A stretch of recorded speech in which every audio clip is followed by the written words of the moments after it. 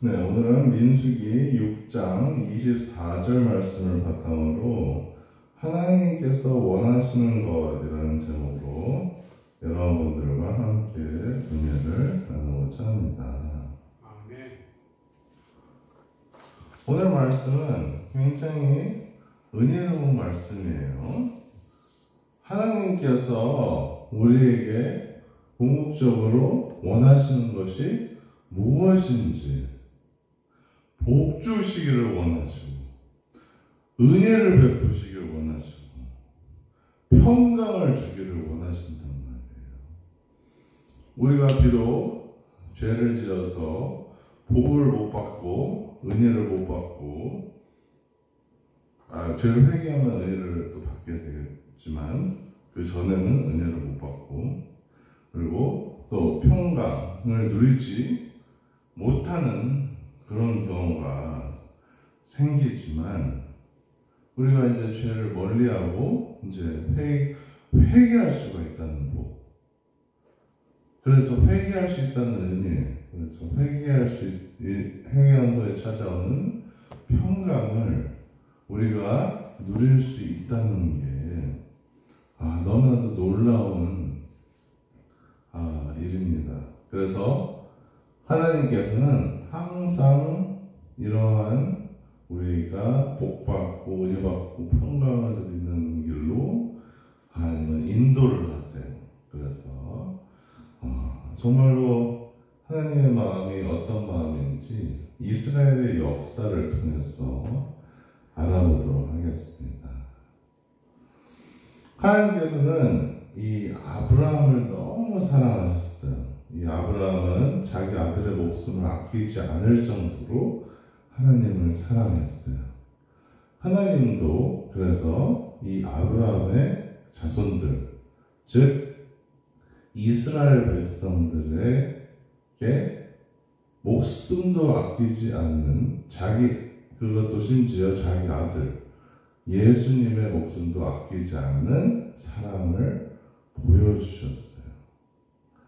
그런데도 이 이스라엘 백성은 끊임없이 죄를 짓는 거예요. 그래서 가나안 땅에 들어갈 수 있는 그러니까 아주 적과꿀이 흐르는 땅이라서 거기에서 살면 정말 먹고 사는데 문제가 없는 너무나도 놀라운 땅이거든요. 근데 그런 귀한 땅을 다 점령하지도 않고 점령하려고 하지도 않고 뒤섞여서 산 거예요. 그러니까 우리가 죄를 이렇게 가까이 하면 안 되거든요. 그런데 그 죄를 방치를 하는 거죠. 그러면은 하나님은 이제 복과 은혜와 평강을 주실 수가 없어요. 그래서 이스라엘 백성들이 결국에는 자꾸 하나님의 뜻을 따라서 온전히 살아야 되는데 죄와 섞여서 사니까 돌아오라 하나님이 끊임없이 얘기를 하시고 결국에는 안 돌아오니까 나라가 멸망당하는 아주 안타까운 일이 일어납니다. 그렇지만 우리는 이런 안타까운 일을 당하면 안 되겠죠. 이제 하나님께서는 지금도 우리에게 말씀을 하십니다. 여호와는 내게 복을 주시고 너를 지키시기를 원하며 여호와는 그의 얼굴을 내게 비추사 은혜 베푸시기를 원하며 여호와는 그의 얼굴을 내게로 향하여 되사 평강 주시기를 원하노라 할지니라. 그래서 예수님께서는 오셔서 한 일이 이렇게 우리에게 복을 주시기 위해서 천국의 복음을 가르쳐 주셨어요.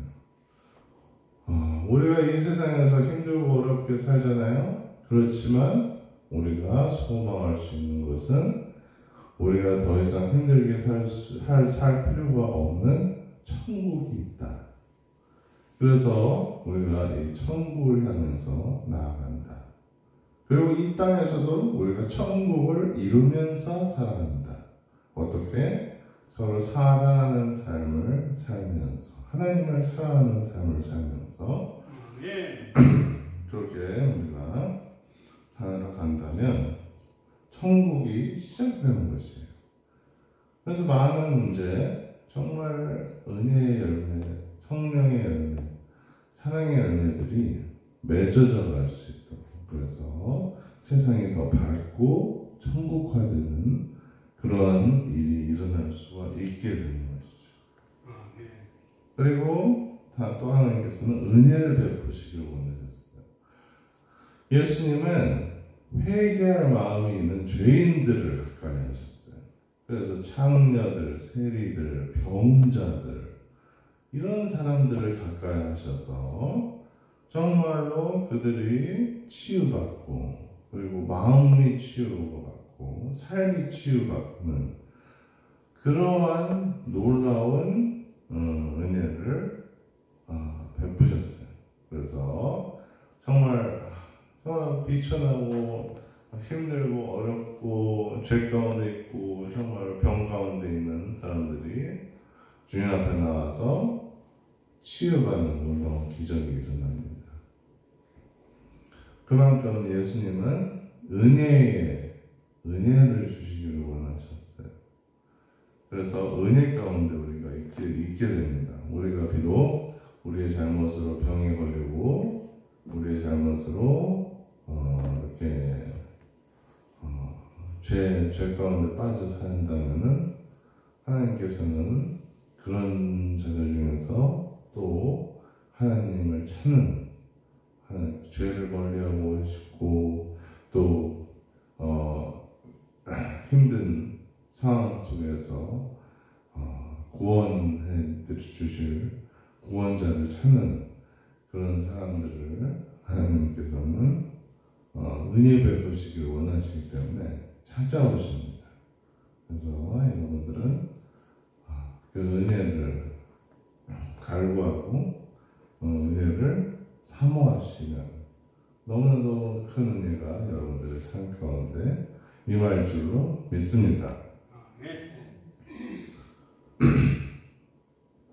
그리고 하나님께서는 우리가 예수님에게 우리가 나오면 우리가 평강을 가지게 되는 놀라운 역사가 일어납니다. 어떤 사람이 예수님 앞에 나와서 정말 하늘을 쳐다보지도 못하고 주님, 저는 죄인입니다. 저는 정말 딱 드릴 말씀이 없습니다. 제 삶이 너무 피폐합니다. 주님, 저의 삶을 구원의 길로 인도하여 주시옵소서. 이렇게 간절히 기도드리니까 이제 하나님께서 그 마음의 중심을 아시고 마음의 평강을 허락하여 주십니다. 이렇게 하나님께서는 우리가 불편한 마음으로 하나님의 뜻대로 살지 않아서 찾아오는 불편한 마음으로 살기를 원하지 않으세요. 그래서 하나님은 우리가 평화로운 상태, 하나님의 뜻 안에 온전히 있는 상태로 있기를 원하십니다. 그래서 우리가 하나님 앞에 우리가 간구해야 되는 것은 이 평강이에요. 평강. 예수님이 누군지를 아는 것. 예수님이 나의 구원자시구나. 나의 용서를, 죄에 대한 책임의 대가를 친히 십자가에서 다 당하신 분이시구나. 그러므로 나는 이 죄로부터 자유로울 수 있고, 내가 죄의 대가를 면책받았구나. 그러니까 이 은혜를 우리가 누리면서 정말 어떻게 하나님은 그렇게까지 우리를 사랑하실 수가 있을까? 예수님의 사랑을 묵상하면서 그 평강 가운데 있게 될 수가 있는 것이에요. 예수님을 묵상하면 또 평안이 오잖아요. 선한 목자이신 예수님, 우리를 늘 푸른 초장과 맑은 물가로 인도하신 하나님 예수님, 그분을 묵상하면 참 내가 가는 길이 너무 두렵지 않고 평안한 마음으로 될 수가 있잖아요. 길이요 진리요 생명이신 예수님을 묵상을 하면 예수님이 길이구나, 예수님이 우리의 삶을 인도하시는 분이시구나, 내가 말씀 위에 서 있어야 되겠다, 하나님을 사랑하고 이웃을 사랑하고 나 자신을 사랑하는 그 말씀 위에 굳건히 서 있어야 되겠다, 반석 위에 서 있어야 되겠다. 그래서 내가 정말 하나님의 뜻을 이 세상에서 온전히 이루고 살아가야 되겠다, 이런 마음의 결단과 또 예수님의 마음을 간직한다면은 하나님은 그것보다 더 기뻐하시는 일이 있을까요? 하나님께서 그러면은 우리 마음 가운데 이제 평강이 찾아온다는 거죠. 복도 찾아오고 여러분들이 은혜가 충만한 상태로 살 수 있다는 것입니다. 예수님에 대한 것은 너무나도 많죠. 예수님은 치료자이신 하나님. 그러니까 우리가 병든 부분이, 몸과 마음에 병든 부분이 있다면 치료를 해주신 하나님. 우리도 그 치료에 적극적으로 협조를 해야 되겠죠. 저희들이 몸이 어디 부분이 아프면은 식이요법이 필요하다 그러면은 적절한 식단 관리, 그리고 운동이 필요하다 하면 적절한 운동, 그리고 또 이제 관리가 필요한 부분이 있다. 그럼 그 관리를 이제 약을 복용한다든가, 이제 정기 검진을 받는다든가, 이제 관리를 잘 하는 거, 그런 거를 이제 잘 하면서 또 예수님의 전복적인 은혜, 내가 완벽하게 치유가 될 수 있는 길로 하나님께서 인도하실 것이라는 믿음을 가지고 이제 우리가 살아간다면 하나님께서 더 기뻐하시고 그 길을 열어주실 줄로 믿습니다. 아멘. 네, 그래서 정말 주님의 복과 은혜와 평강을 받아 누리시는 저와 여러분이 되기를 예수님 이름으로 축원드립니다.